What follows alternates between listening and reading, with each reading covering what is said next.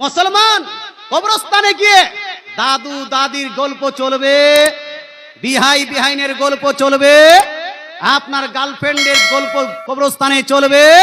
কবরস্থানে গিয়ে করবেন কি? যদি সুযোগ পান বাপ, ওখানে গিয়ে সূরা ফাতিহাটা পড়ুন।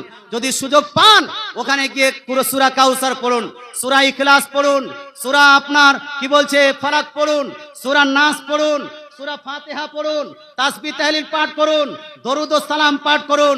যত পারবেন পাঠ করার পরে ওই যে আপনার মাটি দেওয়ার সময় হয়নি এখনো, এইদিকে আপনার দাদার কবর আছে, দাদুর কবর আছে, নানার কবর আছে, এইগুলা জিয়ারত করুন না।